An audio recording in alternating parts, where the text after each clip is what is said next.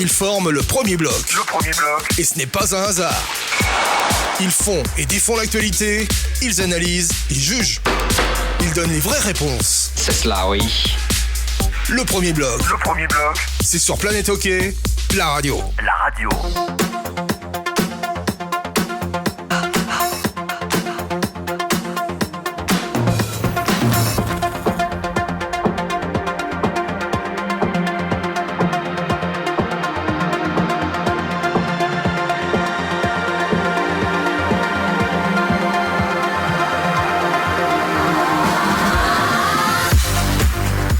Madame, monsieur, bonsoir, bienvenue. C'est le premier bloc, le Before. Nous sommes vendredi, il est 18h. C'est votre rendez-vous habituel que vous pourrez retrouver d'emblée dans 2 heures pour la première rediffusion. Et puis vous retrouverez également cette émission demain, toujours sur Planète Hockey, la radio, ainsi que sur notre podcast, notre chaîne YouTube, Planète Hockey Center. Merci encore une fois de nous rejoindre pour une émission qui sera un petit peu particulière parce que notre maître à penser, notre maître à jouer, enfin bref, notre maître tout court, Laurent Perroton, n'est pas avec nous aujourd'hui. Oh, je vous entends déjà dire, mais il sera peut-être quand même là avec nous. Ah, parce qu'il est à Reims pour, il vous expliquera ça sans doute mieux lui-même.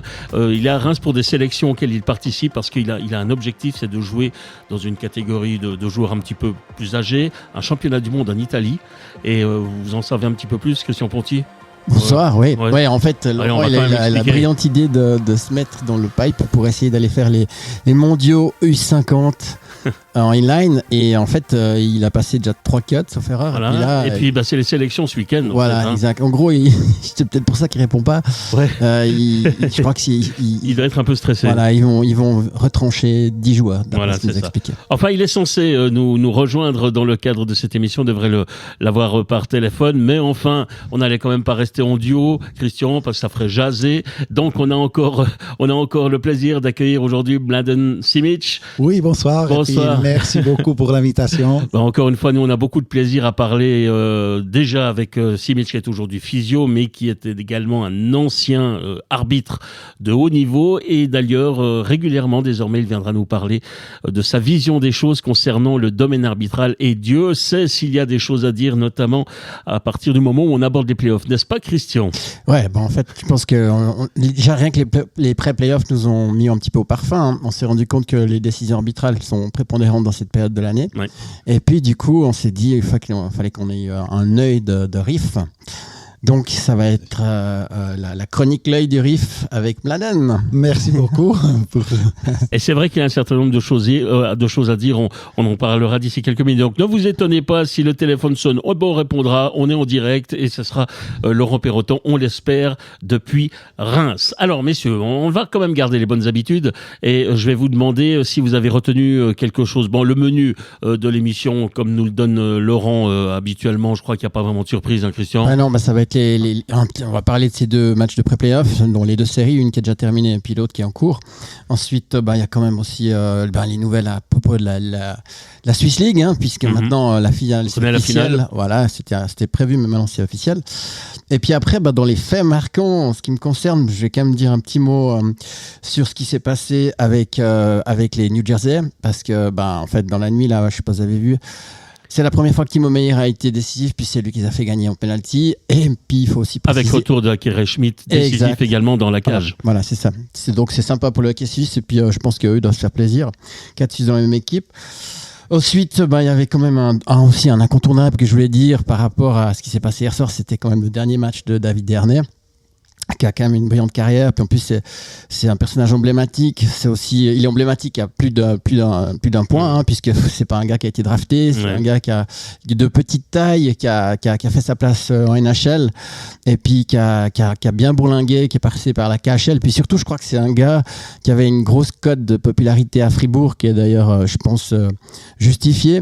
Donc c'est vrai que ça m'a fait un peu mal au cœur pour lui qu'il parte comme ça hier, mais en tout cas, il y a une chose à dire, c'est un personnage. On en parlera parce que je vous avoue que c'était mon casque d'or, hein, évidemment.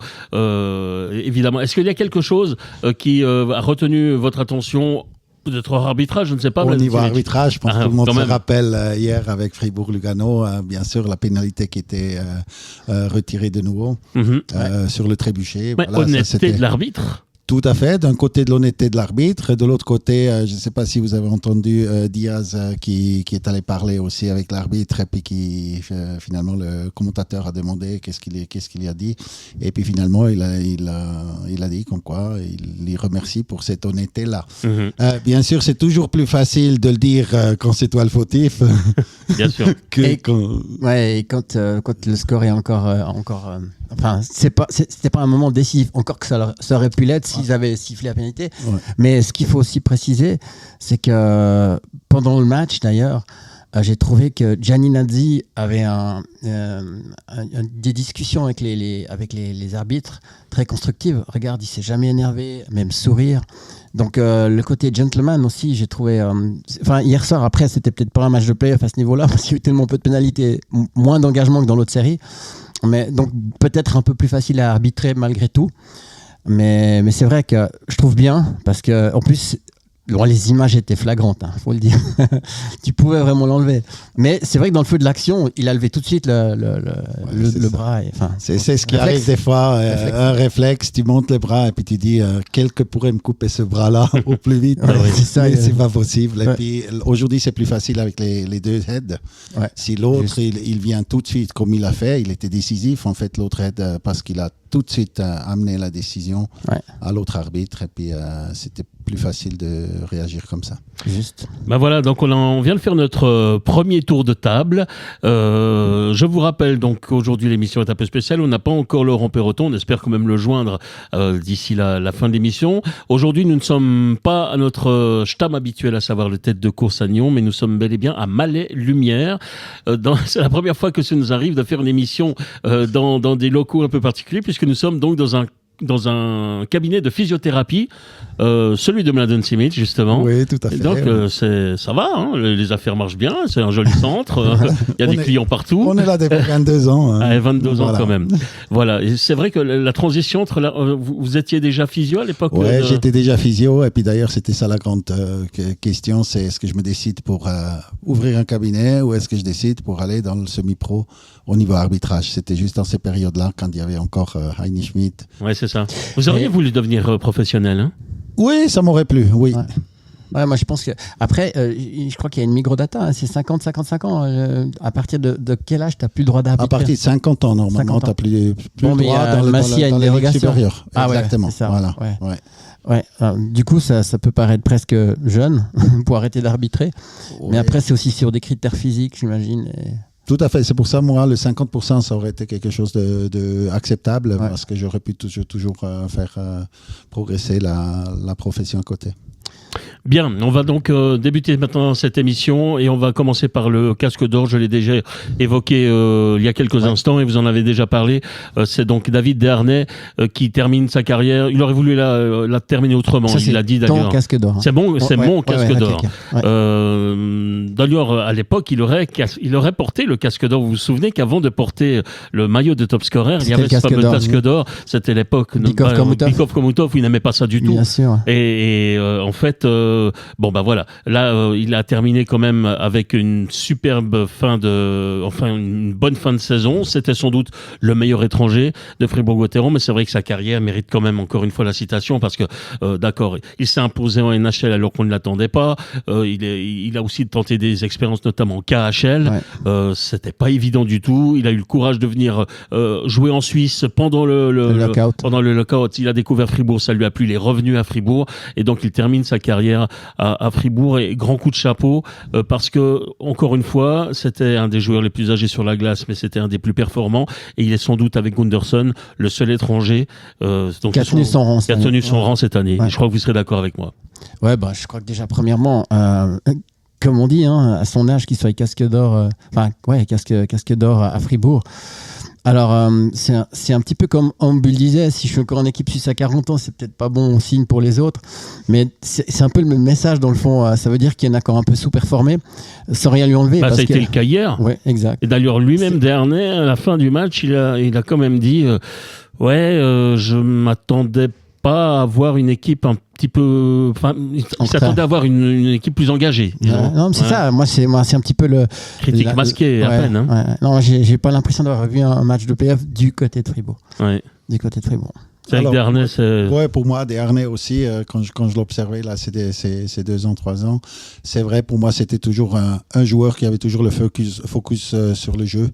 Et puis, il s'occupait pas vraiment des choses autour, sauf voilà, cette dernière pénalité qui peut arriver une fois. Mais autrement, je pense que c'était un gars facile pour les arbitres. Ouais, c'est un gars gars bien dans sa tête. Ouais. Aussi un gars bien dans sa tête au niveau familial. Il est avec sa femme, ses enfants. Il s'est parfaitement fondu dans la population fribourgeoise. Je le disais, je l'ai croisé il y a pas très longtemps. Un dimanche, il prenait le bus, voilà, avec les enfants. Enfin bref, c'est un gars tout simple et qui méritait sans doute cette carrière. Malheureusement, dans sa carrière, le titre qu'on lui aurait souhaité, il ne l'a jamais eu. Ouais, un peu comme Bikov et Komuta finalement. C'est un petit peu ça. Ouais. Bon, ils ont été champions olympiques. Non, mais je parlais de Fribourg là. Ouais, mais là, en l'occurrence, en club, il a. Mais d'ailleurs, lui, il est venu en Suisse aussi parce qu'il pouvait mieux gagner sa vie en KHL. Ouais. Mais il est venu pour la qualité de vie, pour sa famille. Et puis il a dit que c'était pour lui que c'était compliqué la vie en Russie. Donc je pense qu'il a trouvé une deuxième terre d'accueil, puisqu'en plus c'est francophone. En plus, je crois que c'est on peut le dire, hein, c'était vraiment un gars de vestiaire, il est très apprécié. Déjà, il est apprécié par les Fribourgeois. Donc si tu veux être bien dans le vestiaire à Fribourg, les Sponger, Bikov et autres, il faut les avoir dans la poche. Et il a toujours fait l'unanimité. Donc c'est aussi pour ça qu'il méritait une autre sortie, clairement. Oui, c'est ça. Mladen Simic, est-ce qu'il y a quelqu'un que vous avez envie de mettre en évidence cette semaine particulièrement? Non, il y a pas. Ouais, peut-être Ang qui en ce moment, il est vraiment énormément observé par Berne. Je pense qu'ils ont tout fait pour le sortir. Et en ce moment, on voit aussi sa communication non verbale un peu différente sur la glace pour moi. Ouais. Il est plus aussi décisif, je pense, dans sa tête. Il commence à s'énerver un peu. À mon avis, ça, c'est quelque chose que samedi va sûrement être assez décisif. Mais parce qu'en fait, c'est du jeu de play-off à la Berne. Il se fait beaucoup plus frapper. Hein. Parce que c'est un gars qui a un jeu fluide, t'es plus retenu, t'es plus frappé. Donc forcément, au bout d'un moment, à force de te faire frapper, quand t'es assez souvent utilisé, le risque, c'est que tu perds le contrôle. Je pense qu'il y a quand même plus de charge dans cette série. Ouais. Là, c'est le rôle des dirigeants, pas seulement les arbitres, mais en fait, tout le hockey sur glace qui doit décider dans quel sens doit aller le hockey sur glace. Au niveau des playoffs aussi. Est-ce qu'on accepte ces coups? Est-ce qu'on reste quand même sur les règles? Ouais, c'est le débat qu'on a eu l'autre fois quand on a discuté de ça. C'est que, comme tu as dit, tu sais que les joueurs en playoff, ils acceptent plus de coups, ils en donnent plus. Mais comment les arbitres ça? Exact. Parce que très compliqué. On a eu deux demi-finales complètement différentes. Hier soir, il y a une demi-finale avec 3 pénalités. Et de l'autre côté, il y a une abondance de pénalités. Donc, ça change. Le rôle d'arbitre, il n'est pas le même. Non, exactement. Et après, il faut voir, je pense, une statistique serait intéressant de voir quel arbitre donne à quel moment les pénalités, sur quel match. Le casque d'or de Christian Ponty? Alors, moi, j'ai pas réussi à me décider. Donc, j'en ai deux. J'ai Koskinen. Parce qu'en fait, Koskinen, il a été pas mal critiqué à un moment donné, mais depuis 3 matchs, en fait, depuis le match, le derby contre Ambry, on a le Koskinen champion du monde dans les goals. Hier soir, il est à 96,7% d'arrêt. Mais c'est surtout qu'il donne une sérénité qui passe de derrière. Et puis, il faut pas oublier que Koskinen joue bien, mais qui manque Connolly et puis Arcobello du côté de Berne. Et en fait, un petit peu comme Fribourg a fait à un moment donné quand Berra était blessé, il joue vraiment regroupé autour de lui. Et hier soir, il fait un blanchissage en play-off. Le gars, j'ai l'impression que Fribourg aurait pu jouer pendant 10 heures, il ne marquait pas. Et la sérénité, j'ai trouvé qu'elle venait de hier. Et surtout, à la fin du match, on a vu aussi qu'ils étaient j'ai vraiment retrouvé une équipe autour de Koskinen. Donc pour moi, c'est un casque d'or. Et puis l'autre, c'est Renbacher. Parce que bon, après ça va avec le reste de Cloton, mais voilà. Et le petit jeune qui observait il y avait 40 observateurs de NHL, et il marque en powerplay en plus, engagé en powerplay. Ouais, premier playoff, mais pré-playoff de sa carrière. Et le gars, il est juste impérial. Il a, comme on dit l'expression, il a pas de sang dans les veines. Le gars, c'est. Et les sorties de zone. Ouais. Non, il est incroyable. Ouais. Moi, il me fait penser. Je parle de l'attitude, pas du style de jeu, mais il me fait penser à Brazet quand il était jeune. C'est un gars qui, on dirait qu'il est en train de jouer au patinage public, mais ils sont en play-off. C'est la définition. En fait, l'expression pas de sang dans les veines. Moi, la première fois que je l'ai entendu, c'est Yannick Robert qui me parlait de Gilles Montandon, parce que Gilles Montandon allait sur les powerplay pour le titre en sifflant. Ouais. La moitié des gars étaient blancs et lui. À la différence de Patrice Brazet, c'est que Reinbacher, lui, fait pas ces grandes transversales qui mettaient en danger. C'était aussi. Ça, c'était... mais Brazet, c'était aussi un talent pur. Mais Brazet était extraordinaire. C'était incroyable. Extraordinaire. Puis c'était l'époque où on disait. De grande qualité, une belle passe et puis une belle canne aussi, mais à la pêche. Ouais, exact.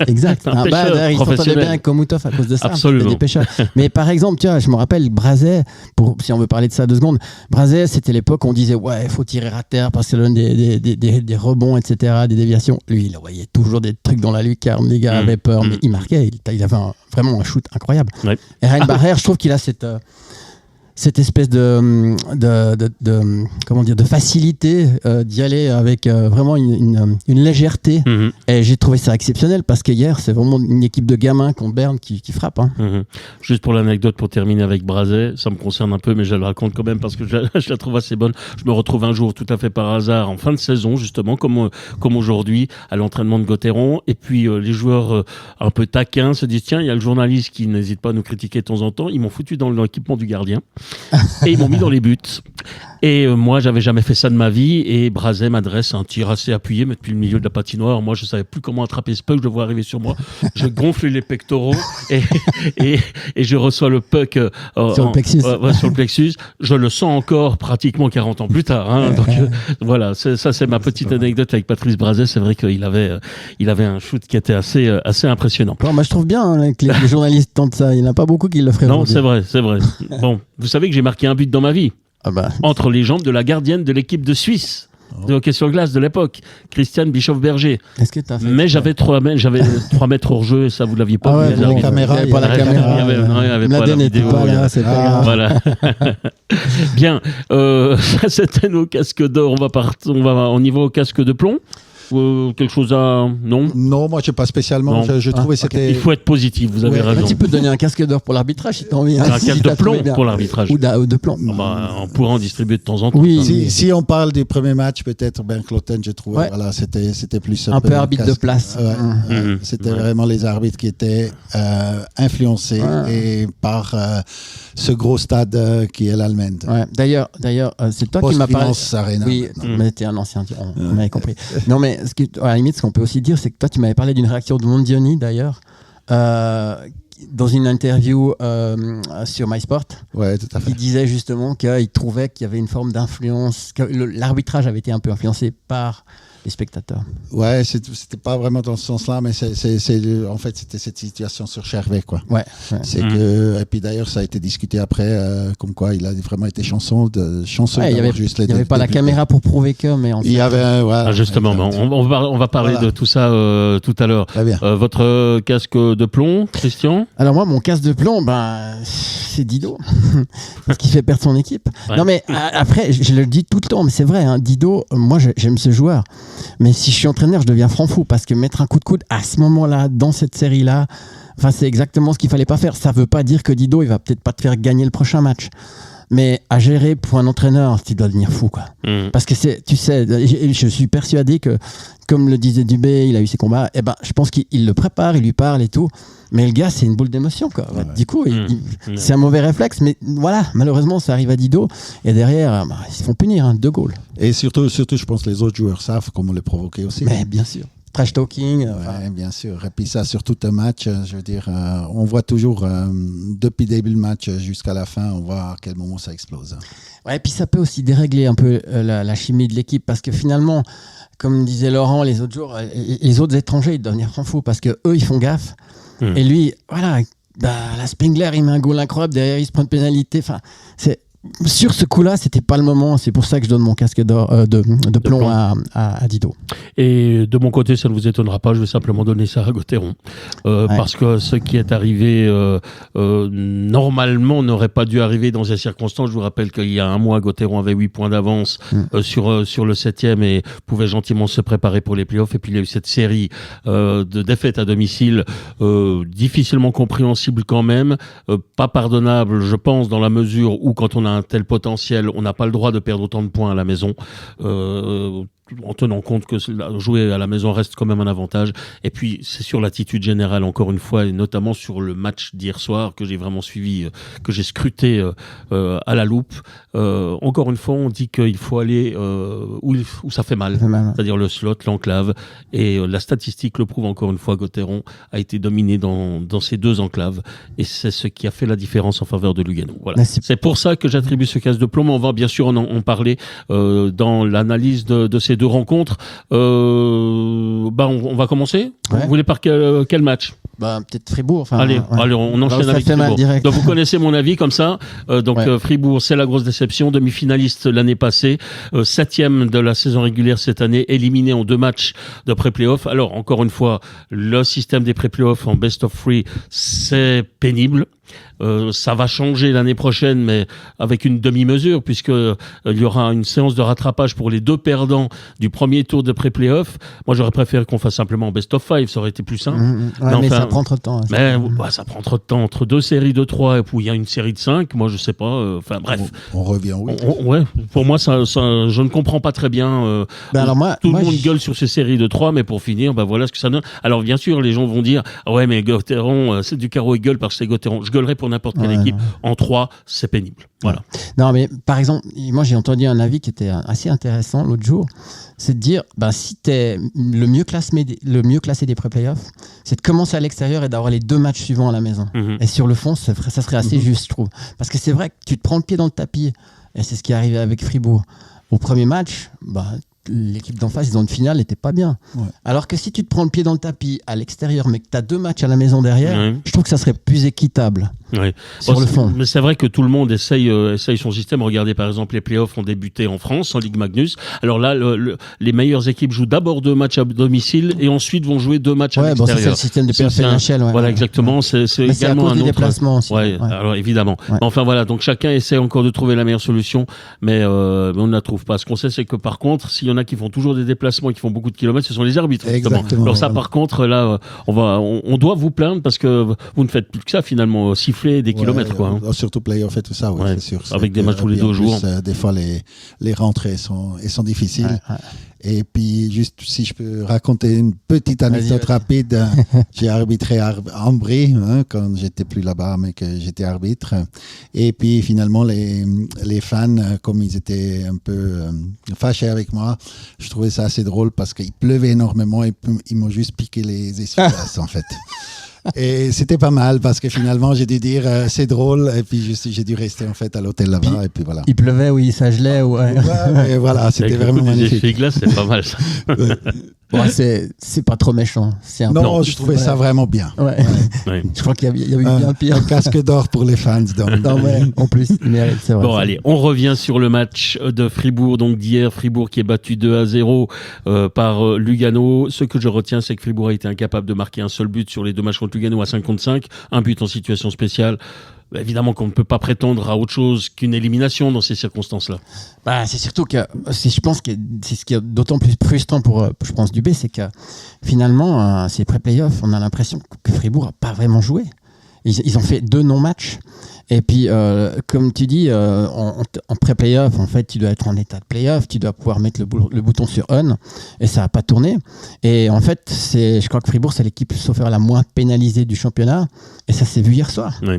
Du coup, moi, j'ai l'impression que du côté de Fribourg, ils sont jamais rentrés en mode playoff. Hier soir, j'ai vu une charge, c'est celle de une grosse charge. Une très grosse charge, oui. Ça va nous revenir. Non, mais attends, c'est l'ancien joueur de Lausanne, j'ai un blanc maintenant. Ça reviendra. Ouais. C'est juste pour dire, j'ai vu une charge de playoff, vraiment un gros hit. Et puis autrement, j'ai vu de l'engagement, j'ai vu de la vitesse et tout, mais c'était une domination stérile, ça tournait autour. Le premier tiers, ils ont été archi dominés, il y a eu un gros shift et après plus rien. Et je trouve que finalement, il ne faut pas oublier, il y a quand même un truc qui est très important, c'est que Lugano jouait sans Arcobello et sans ces 2 étrangers, Arcobello et Connolly. Et puis ils ont mis Bennett à la place.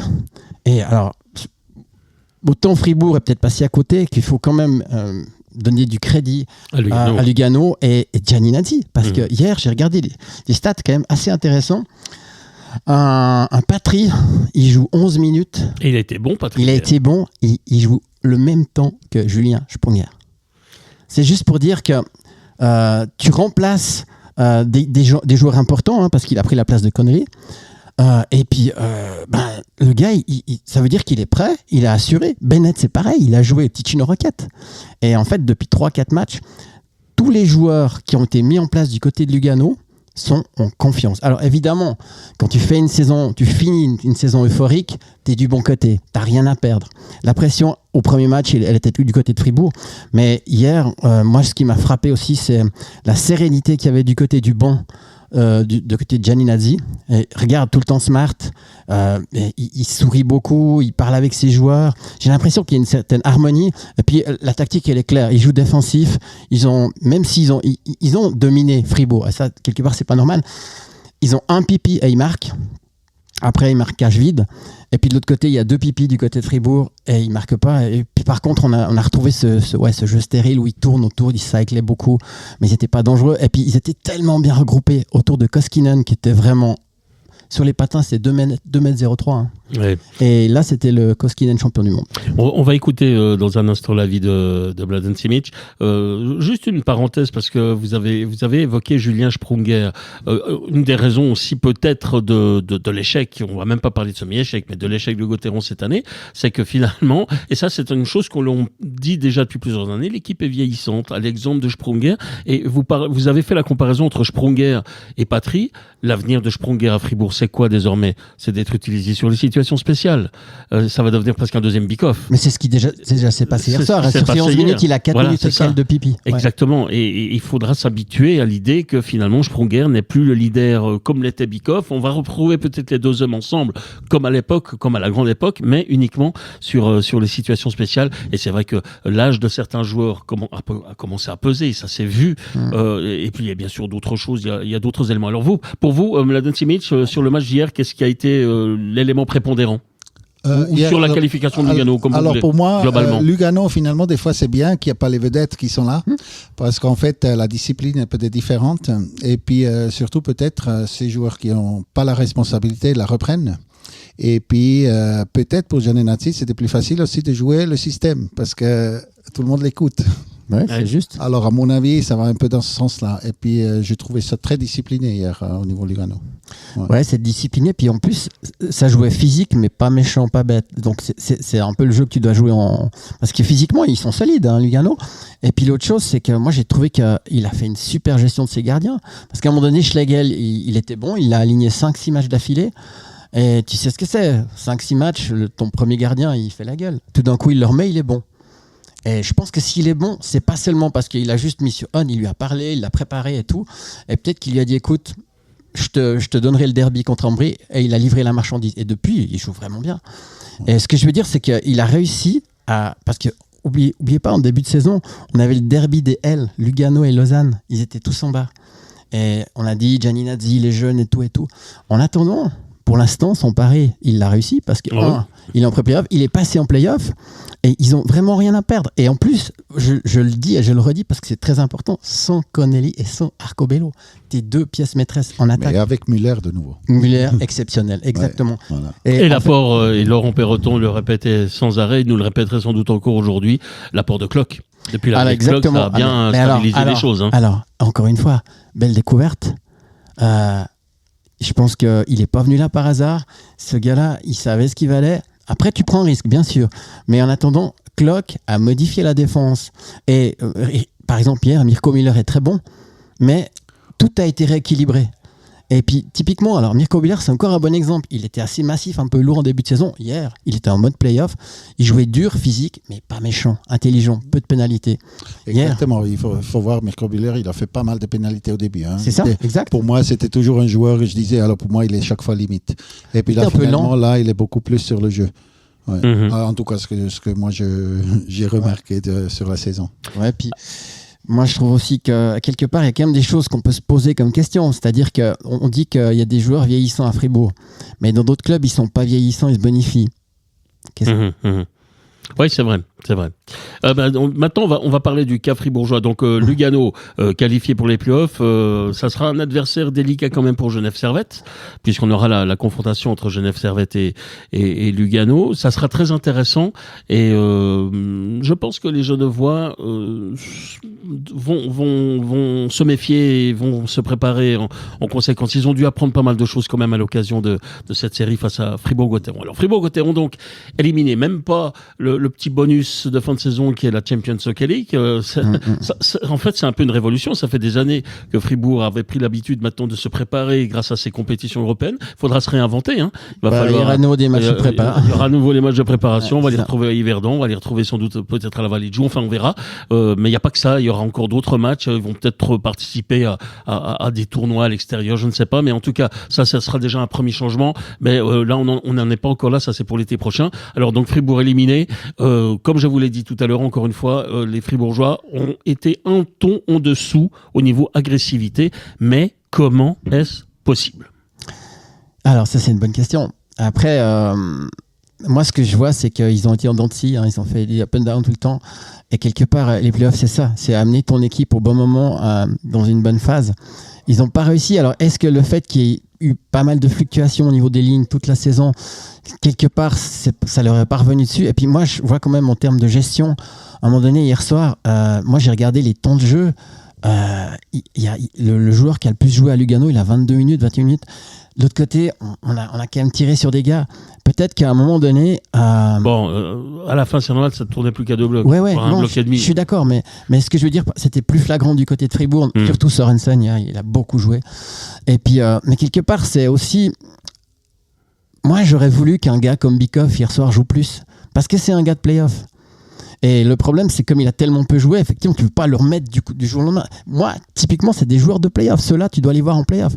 Et on ne les a pas vus, il a 5 minutes de temps de jeu hier. Ouais, c'est vrai. Je crois que son premier chiffre devait être aux alentours de la 8e ou 9e minute. Et moi, je reste persuadé que c'est pour ça que je dis qu'il y a des clubs où les anciens joueurs vieillissent moins bien que d'autres. Alors bon, Humbul, c'est l'extrême. Hein. Lui, il va toujours à la même vitesse. Ouais, il ne change pas. Enfin bref. Mais quand même, il y a des endroits où les vétérans sont utilisés d'une manière différente. À Bienne, c'est le cas aussi. Alors à Fribourg, moins. Et j'avoue que moi, j'ai l'impression qu'il n'a jamais vraiment trouvé la formule gagnante. Et puis du coup, il a beaucoup brassé. Et quelque part, il n'y a pas eu d'évidence. Mais après, peut-être que si ces playoffs seraient arrivés 2 semaines avant, ils étaient dans le bon wagon. Ils ont beaucoup perdu sur les 3 dernières journées, on est d'accord.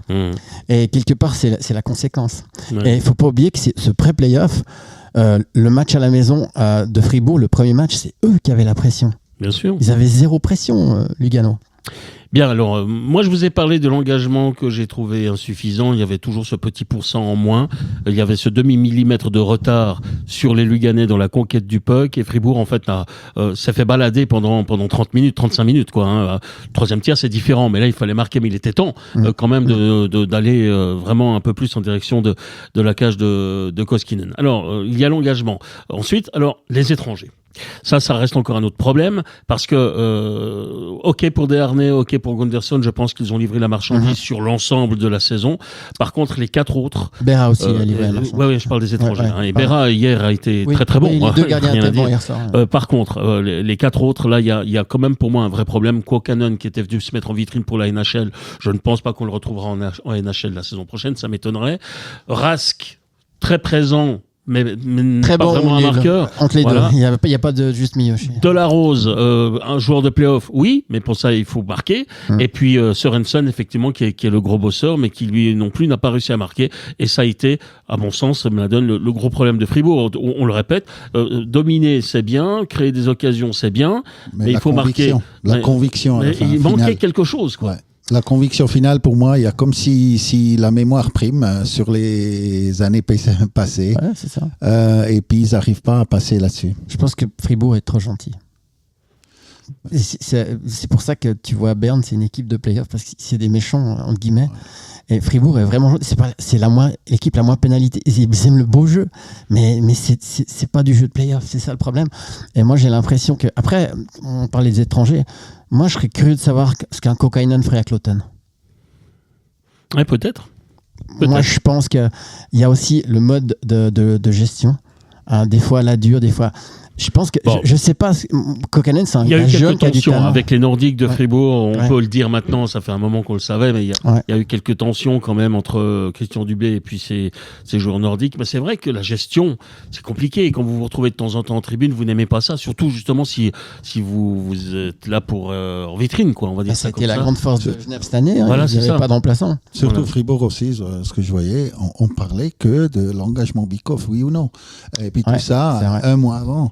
Je comprends pas pourquoi ces énergies qui sont pas forcément positives, on les amène dans le vestiaire, dans les spectateurs, sur le public. Moi, je trouve ça, Mais moi, Ouais. c'est pas moi, je trouve que Dubé, il a engagé des joueurs à potentiel. Mais Ah, le recrutement, Voilà. on peut pas vraiment le critiquer. mais le problème, c'est que même lui, il était frustré. C'est comme s'il n'arrivait pas à en tirer plein régime. Et c'est vrai que Kokkanen a bien commencé. Et après, on dirait que la machine s'est grippée. Et puis après, il y a les lignes qui n'ont pas arrêté de changer. Et quelque part, cette stabilité qu'ils avaient l'année passée, ils l'ont pas eu. Et puis, il faut aussi parler des joueurs suisses, hein, parce que je pense que, et là on va revenir sur Dito, mais c'est vrai, il y a des joueurs suisses qui n'ont pas livré la marchandise cette année, la même chose, parce qu'ils étaient très tributaires d'un bon powerplay qui n'a jamais marché, et je dis bien sur le powerplay, Dito, il n'a pas été remplacé. Et pourtant, Dieu sait si Sørensen, c'était un beau joueur, il avait tout ce qu'il faut, mais il n'avait pas ce côté tueur, quoi. Ouais. Moi j'ai trouvé ça, enfin. Alors, oui. Oui, Vas-y. non, c'est toujours aussi des joueurs jeunes qui arrivent et puis qui montrent qu'ils arrivent à jouer. Il faut après confirmer une année après. Et puis là, du coup, tu as une autre responsabilité. Et puis ça, je pense aussi, il y a quelques joueurs là-dedans qui peut-être ont eu plus de difficultés à gérer cette responsabilité-là. Alors justement, remarque de Christian Dubé hier soir à la fin du match, il a tout de même dit qu'il y avait des joueurs par rapport à la saison passée qui avaient sous-performé. Oui, mais on peut aussi voir ça d'une manière. Ils ont peut-être c'est vrai. surperformé. En fait, ils sont surperformés la saison passée. Ouais. Ça, c'est ce qu'on dit aussi depuis le début de cette saison. Et je vous rappelle aussi qu'en tout début de saison, vous m'aviez un petit peu repris quand même. Et Dubé lui-même avait repris quand je disais, mais vous changez toujours vos lignes. Une ligne marche, le match suivant. Vous l'avez cassé. Et ça se paye peut-être un peu aujourd'hui, comme vous l'avez dit tout à l'heure, manque de stabilité, manque de constance.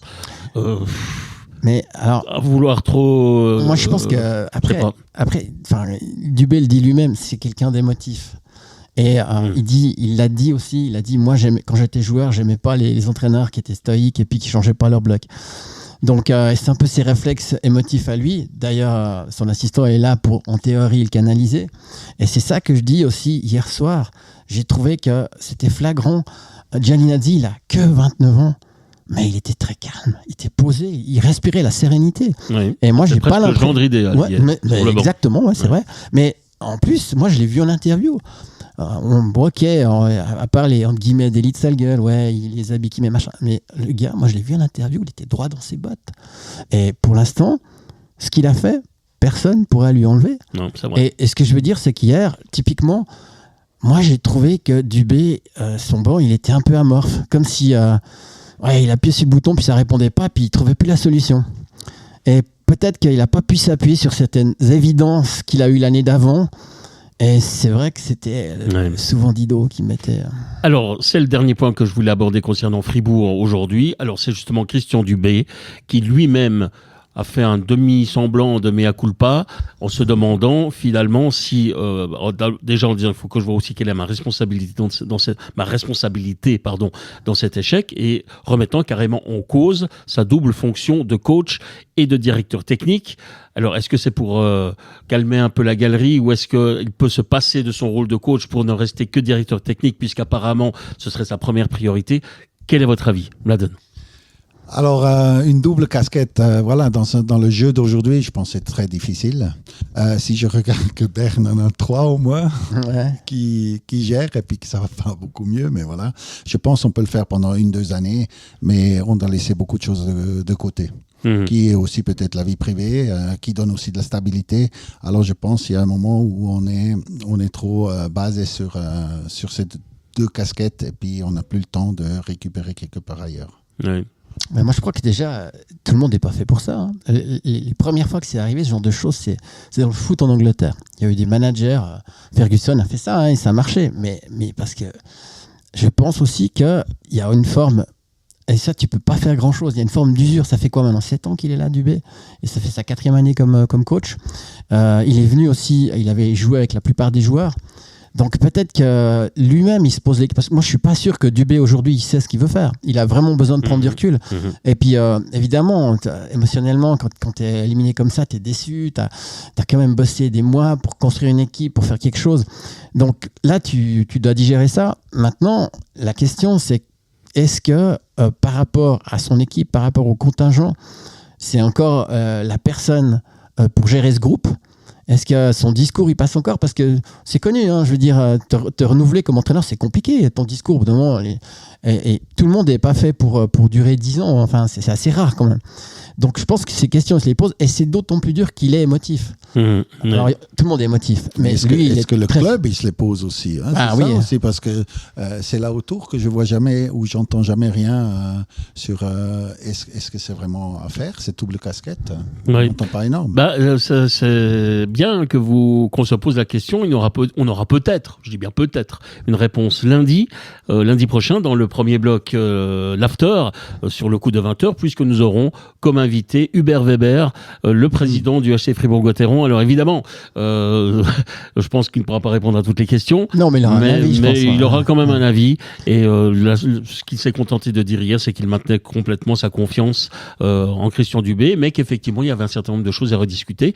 Tiens, je serais quand même curieux de savoir quelles sont ces choses à rediscuter. On lui posera donc la question lundi, puisqu'il sera, je le répète, notre invité Hubert Weber. Voilà, on a plus ou moins fait quand même le tour de la question concernant Fribourg. On va parler un tout petit peu d'arbitrage pour faire la transition, et puis ensuite on viendra sur la deuxième série de pré-playoff. Alors l'arbitrage, qui dit playoff dit arbitrage différent. La donne moi, je pense pas. Arbitrage, devrait être la même chose. Vous avez parlé avant, comme quoi Fribourg était pas assez agressif, qui donnait pas les derniers hits, mais un hit doit quand même rester correct. Ouais. Celui de Berthier, par exemple. Je parlais de Berthier, il était beau.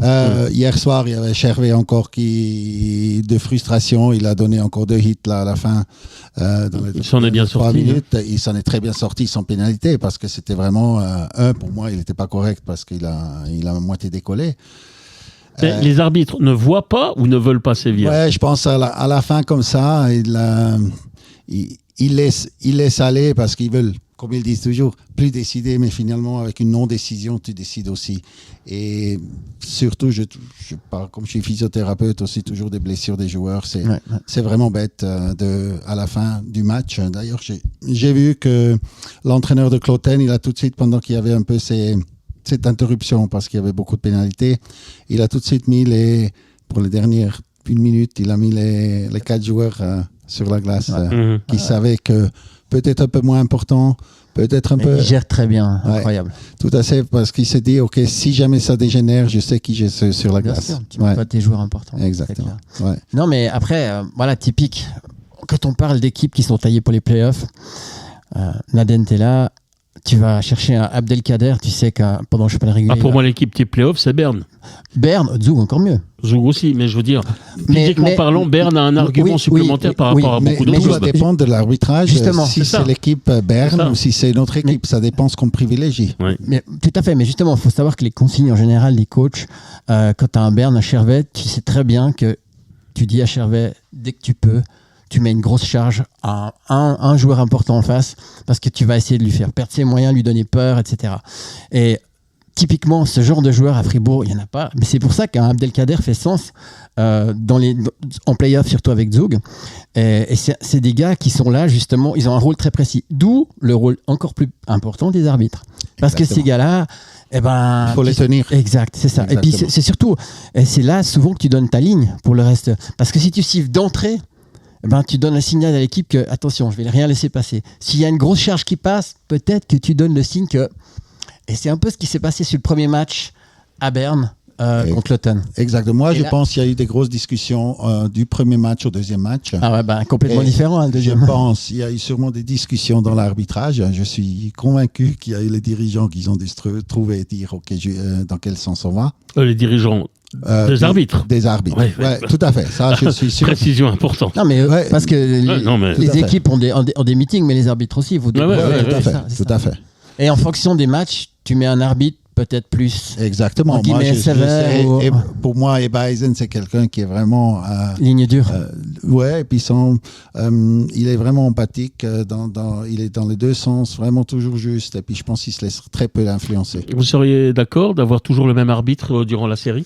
Non, c'est comme ce qu'il a dit avant, avec l'entraîneur qui peut pas durer plusieurs années. Je pense de temps en temps changer, c'est très bien aussi. Ouais.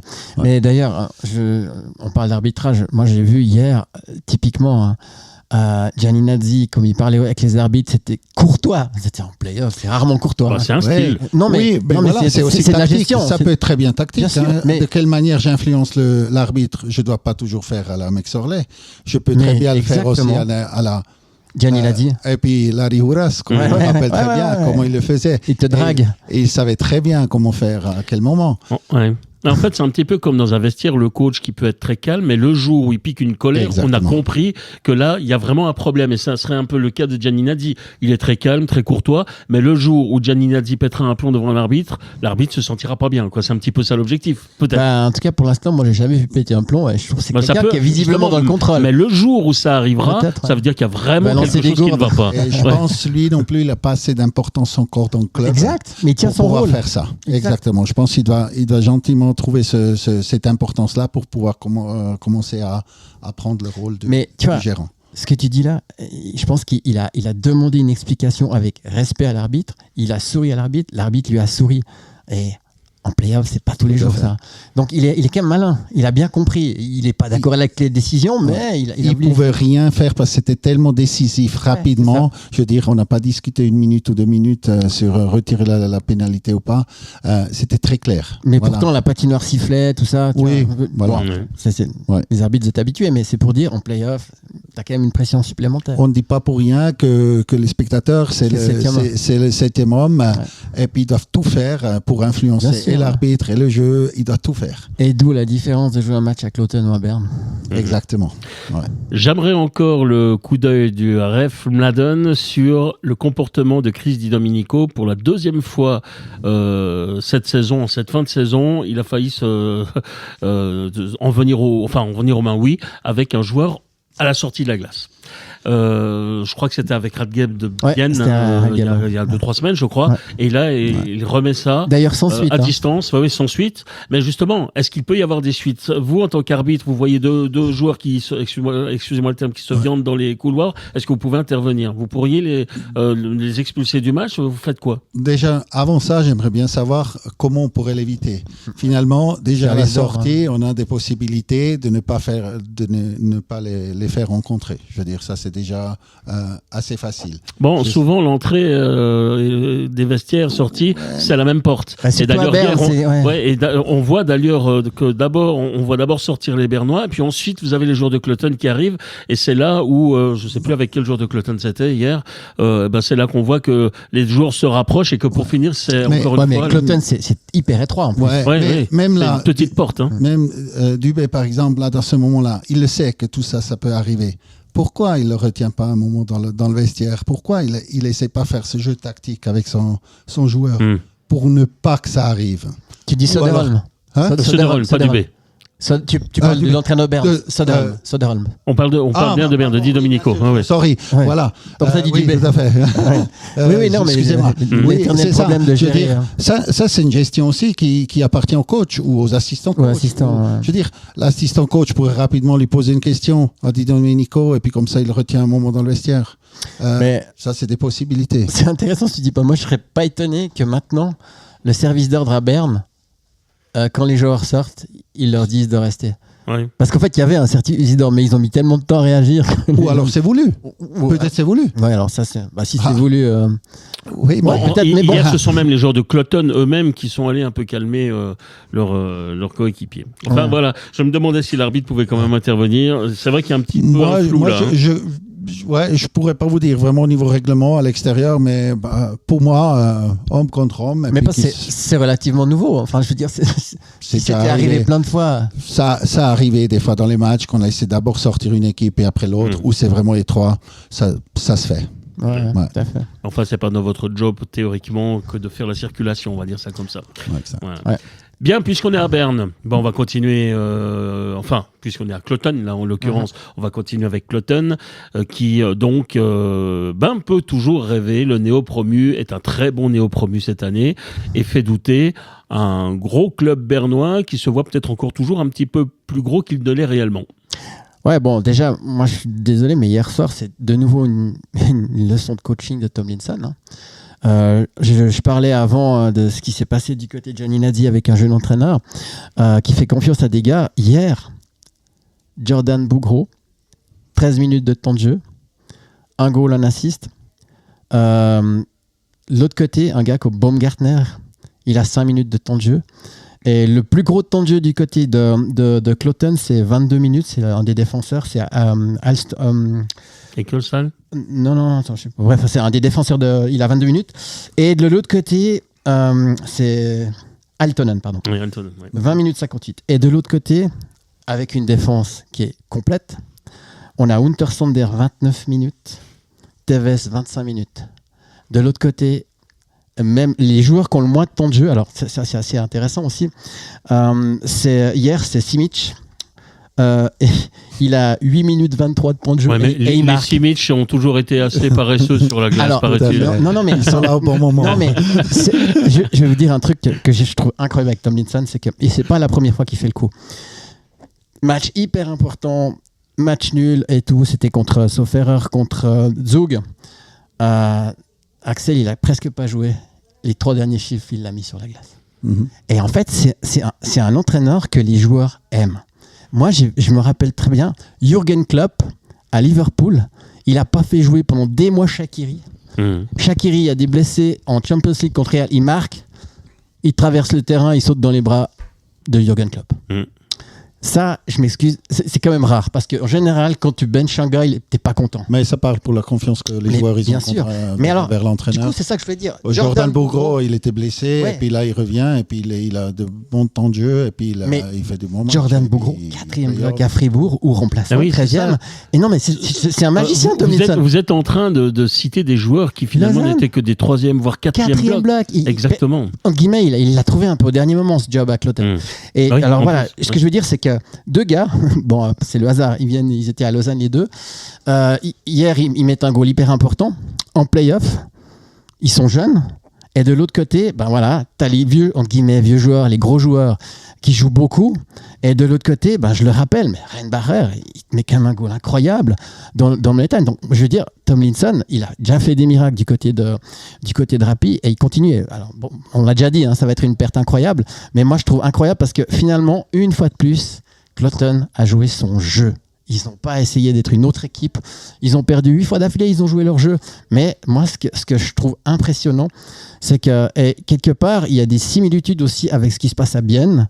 C'est-à-dire que c'est des maillons. Tu changes les maillons, mais finalement, Bougro, ok, on a Bougro, ça fera l'affaire. Et ça fait l'affaire. Et hier, ils mettent un goal. C'est pour ça que je donnais l'exemple de Baumgartner. Rappelez-vous, quand il est venu à Lausanne, il venait de faire 2 grosses saisons à Davos. C'était un gros renfort. Hier, il joue 5 minutes.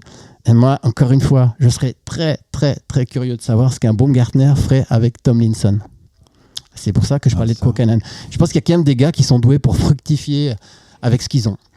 Ça sera très important, la succession de Tomlinson. D'ailleurs, on parle de Fleming.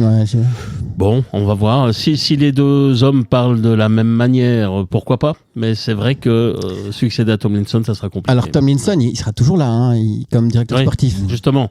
Mais du coup, trouver un ersatz, c'est assez compliqué. Mais voilà, ce que je veux dire, c'est on l'a vu un peu partout, quand même.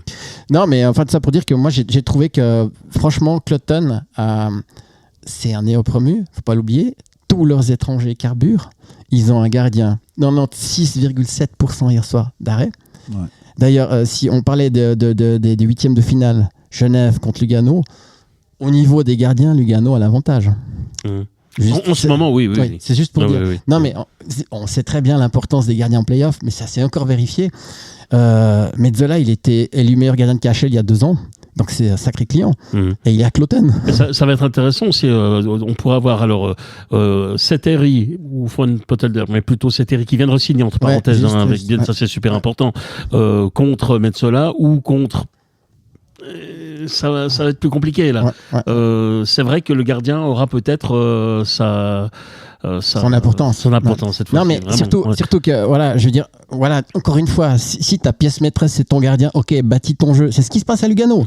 Je veux dire, Lugano, enfin, je veux dire, il y a eu plein de tirs, mais ils n'arrivaient pas. Enfin, quelque part, tu t'appuies sur ta pièce maîtresse. Et moi, je pense que le prochain match à Berne, l'arbitrage va être très important. Absolument. Et là, je pense que cette fois, la Post-Finance Arena moi aussi je disais Allemagne, elle sera pleine à péter. Cette fois elle sera pleine à mon avis. Ouais, tout à fait. Ça va être une moi, grosse pression qui va venir de là. Exactement. Et la pression sur Berne. Et tu fais quoi, et Guido? surtout si on regarde que Kloten avec leur power play, c'est là qu'ils font les buts. Mais ils ont un power play exceptionnel. Si l'arbitre prend une ligne qui en va en faveur de Kloten dans le sens qu'il ne va pas laisser le jeu de play-off, comme on dit, hit, dur, et puis coup de canne permis et tout ça, je pense que Kloten a vraiment la bonne chance de passer en plus, c'est pour ça que j'ai dit, tu as raison, décision de mettre 5 minutes à Dido, c'était très important, mais à part ça, c'est assez tôt dans le match. Ça veut dire que derrière Kloten, ils ont fait un sacré match parce qu'ils auraient très bien pu revenir, ils avaient du temps pour revenir Berne, mais ils n'ont pas réussi à le faire. Ouais. Alors je vous avoue que j'ai pas regardé tout le match de Kloten parce que il y avait quand même Fribourg aussi qui était sur le feu, mais il y a quand même quelque chose qui m'a, je veux pas dire surpris avec Kloten, mais on parle toujours de ce jeu justement physique de Berne. Mais Kloten a du répondant. Oui, mais déjà, Kloten, ils ont beaucoup de vitesse. Oui, mais même Kloten me fait penser à Davos. Ils ne se sont pas laissés impressionner. Hein. Non, alors déjà, ils n'ont pas peur, ça c'est vrai. Mais je pense que sur la balance, si tu prends les deux équipes, Kloten est bien plus léger. Mais ils sont très rapides. Et les équipes qui jouent dur, ils n'aiment pas les équipes rapides. Typiquement. Et puis pour moi, le check que Kloten fait est pour aller chercher le puck. Et puis de temps en temps, je trouve que chez Berne, le check il est fait pour faire mal. Ouais, c'est ça. Mais je pense que c'est dans ce sens-là que je dis qu'ils ont une équipe de playoff au sens à l'ancienne qui frappe pour faire mal. Ouais, je suis d'accord. Bonne remarque ça. Ouais, mais du coup, l'arbitre encore une fois. Hein. Ouais. D'ailleurs, on sait qui c'est qui va arbitrer le. Non, moi je ne sais pas. Eux ils le savent, je pense. Ouais. Un arbitre. Je suis sûr. L'arbitre doit être au courant. Ça va refaire Hebaisen pour moi. Ouais. Lui, il va ramener ce calme dans un match comme ça. Le Hebaisen aujourd'hui, il fait quoi? Il s'isole, il lit pas les journaux, il fait quoi? Moi, je pense qu'il est allé faire un peu son sauna, après il est allé peut-être courir un petit peu. Pêcher. Je pense qu'il est père assez frais aussi. Ça veut dire qu'il va sûrement jouer avec ses enfants. Je pense que c'est le deuxième là. Ouais. Oui, je pense qu'il faut tout faire pour pas être trop perturbé. Et puis le jour du match. C'est intéressant quand même, hein, parce qu'on parle toujours de la pression des équipes, mais la pression des arbitres. Ah oui. Ouais. Et là, maintenant, voilà, c'est des professionnels, mais c'est vrai, avant, tu étais jusqu'à 3h, tu étais au travail, et puis après, tu partais, et puis tu avais encore le trafic, tu ne savais pas à quelle heure tu arrivais, et puis à quel moment tu mangeais ton sandwich. Maintenant, la préparation est quand même différente. Vous êtes quand même hyper protégés aujourd'hui, les arbitres. Vous n'arrivez plus avec votre propre voiture à la patinoire. Il y a des lieux de rendez-vous, on vient vous chercher. Il y avait déjà ça. Voilà, c'est ça. Ouais, tout à fait. Mais d'ailleurs, comment ça se passe? Les paires d'arbitres avec les, je sais pas si tu es au courant, avec les linesmen, c'est plus ou moins toujours la même équipe ou bien vous head et linesmen, les heads maintenant c'est des binômes qui sont tout le temps. Les binômes et puis autrement les linesmen peuvent changer. Parce que en général, tu as aussi au niveau de tes habitudes, c'est mieux d'avoir toujours les mêmes, j'imagine. Oui, si c'est avec ceux que tu aimes arbitrer. Si on choisit toujours le même que tu n'as peut-être pas la affinité, c'est peut-être plus difficile. D'ailleurs, il y a des arbitres américains qui ont arbitré pour les playoffs, ça fait rare. Bon, disons, on a des arbitres de plusieurs nationalités ensuite depuis longtemps. Il y a des Melines, il y a des Allemands. Imaginez hier ce qui s'est passé avec la pénalité qui était retirée. Imaginez que les deux arbitres principaux, ils n'avaient pas le bon feeling ensemble. Je veux dire, Mollard, là, maintenant, qu'est-ce qu'il doit penser aujourd'hui? Non, je pense qu'il a tout de suite accepté ces décisions-là et c'est ça que ça soit comme ça. Parce que les affinités comme ça. Si tu es en concurrence, c'est pas possible. Entre parenthèses, les arbitres, on le sait, ils sont tous maintenant équipés d'un micro. Il y a également l'inspecteur dans les gradins qui a le micro. Non, ça je le sais pas parce que moi est-ce qu'il peut intervenir pendant le match? Moi, quand ça a commencé, en fait, c'est moi qui suis parti avec Flims pour introduire un peu cette communication. Là, on a fait quelques jeux là quand les arbitres ils devaient communiquer entre eux. Et puis oui, c'était ça les débuts. Mais parce qu'en fait, tu as un arbitre dans les gradins qui communique avec les arbitres. Sur la glace? Ça, je ne sais pas. Je ne pense pas que la liaison. Par contre, tu as toujours Voilà. Il y a une connexion entre eux. Il doit y avoir une connexion, mais je ne sais pas si cas, pendant le match... Dans le temps là, quand on a commencé avec ça, c'était que en fait le head, il peut écouter les linesmen. Les linesmen n'ont pas forcément l'écoute pour le head.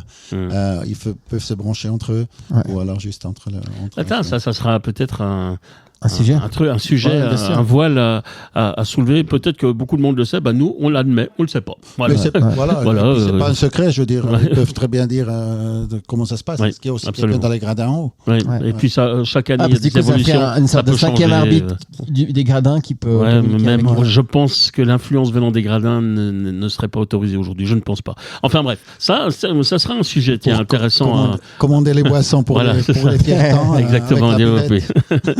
Bon, messieurs, on arrive bientôt. On arrive tout doucement à notre heure. Là, on va encore juste dire un petit mot de NHL. Vous voulez encore en parler? Non, la NHL, j'ai déjà dit, c'est surtout la Swiss League. Ah oui, bien sûr, la Swiss League. Je veux quand même préciser. Ça doit être l'organisation à la française à Reims. Et je pense que les matchs ont dû être décalés puisque il y a une grève.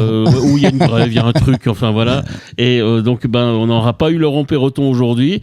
Il écoutera la rediffusion pour voir si on n'a pas dit trop de bêtises. En tout cas, ça nous a laissé plus d'espace d'expression, c'est le moins qu'on puisse dire, mais on se réjouit. Mais c'était aussi important justement d'introduire l'ADN comme l'œil du RIF pendant les playoffs parce que c'est intéressant. Et Laurent, moi j'ai une question pour tous les spécialistes encore. Allez-y. Match qui va être les playoffs Genève-Lugano, la préparation sur le trajet.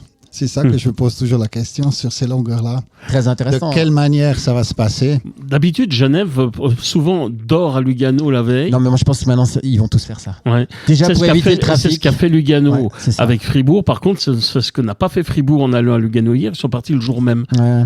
Alors, ça peut effectivement aussi avoir une influence sur l'état de fraîcheur. Ça peut expliquer qu'une équipe comme Fribourg a eu du mal à rentrer dans le match hier. Moi j'ai même entendu que à l'époque, le début de Max Orley, c'est arrivé que les joueurs aient en avion jusqu'à Lugano-Agno pour éviter le stress et tout. Et puis le car amène les affaires et tout. C'est ça. Mais c'est clair que on était dans le même hôtel même, je peux vous dire. Voilà. Mais quand tu joues tous les 2 jours, ça fait du sens. Ouais. Parce que bien sûr que tu peux dormir dans le car, mais c'est pas la même chose. Quelle influence ça va avoir en fait sur le match. Ouais. Enfin voilà, donc je termine pour dire qu'on retrouvera Laurent Perroton, qu'on espère sélectionner lundi avec comme invité dans Hubert Weber, où nous reparlerons bien entendu de la saison de Fribourg-Gotteron. Belle saison encore aussi à mettre en évidence pour la Chaux-de-Fonds, enfin en finale contre Holton. Ouais, et je dirais que la Chaux-de-Fonds a gagné le premier combat par rapport à Holton, c'est qu'ils ont eu plus de spectateurs. Ouais. Après ils avaient Getse en face, mais ils ont fait des belles affluences, 4-5 000 à chaque fois. Hier j'ai vu qu'il y avait 3200 du côté d'Holton, mais en tout cas le public on tournait toujours à 700-800 du côté de Getse. Voilà, c'est ça. Non, mais je disais à la maison Holton. Ouais. Mais après ça va être, en tout cas c'est au moins autant le championnat était un peu particulier cette année en Swiss League que là ils ont une belle finale avec 2 équipes qui ont des prétentions, donc ça va être vraiment intéressant. Et puis l'autre chose, juste être précisé quand même. C'est que Martigny a gagné le premier match à Rosa. Donc ça veut dire qu'il mène 1-0 dans la série. Et puis officiellement, si tu es gagnant de ta demi-finale, tu es automatiquement promu. Donc ça veut dire qu'ils ont mis un point important hier soir. Et la dernière chose que je voulais dire, c'est pour notre ami Pat Lefebvre, qui sont officiellement champions romans pour son équipe, qui vont disputer le titre pour monter en Junior Elite B. Voilà. Voilà, je crois qu'on a à peu près tout dit. Encore une dernière petite chose? Non, c'était très sympa. Merci beaucoup. Voilà. Merci à Mladen Simic d'avoir remis mon genou en place il y a quelques temps. L'observateur. Ça va de mieux en mieux. C'est pas encore ça, mais ça va de mieux en mieux. Je rappelle donc que cette émission, vous pouvez la réécouter d'ici une petite heure sur Planète Hockey, la radio. Vous pouvez également la réécouter le plus rapidement possible, on l'espère, sur notre chaîne YouTube Planète Hockey Center, pardon. On se retrouve lundi pour la prochaine édition. N'oubliez pas qu'il y a plein de, il y a plein de hockey. Tiens, vous allez dire, ça y est, le Fribourgeois encore une fois qui parle, mais les ladies. Je peux aussi être aussi être supporter, par exemple, de Tramelan, pourquoi pas. Or, justement, demain, à 17h, il y a le 4e match de finale de SWHLB entre les Ladies de Tramelan et Fribourg-Gotteron. Petit avantage pour Fribourg. Autrement, le match décisif aura lieu dimanche à 17h également du côté de la BCF Arena. Si vous avez envie d'aller voir un chouette match avec de l'enjeu, rendez-vous à Tramelan à 17h. Demain, n'oubliez pas que le hockey sur glace, c'est bien, mais le hockey sur place, c'est mieux. Merci encore une fois de nous avoir suivis. Et vive le hockey roman. Merci à Mladen Simic. Plein d'émotions et du fair play pour ces players. Absolument. Exact. Merci à Mladen Simic. Merci à Christian Ponty. Merci à Laurent Perroton à distance. J'espère que pour lui, sa sélection à Reims, ça se passe bien. C'était Philippe Picaro. Excellente fin de journée à toutes et à tous. Et à lundi. Bye bye.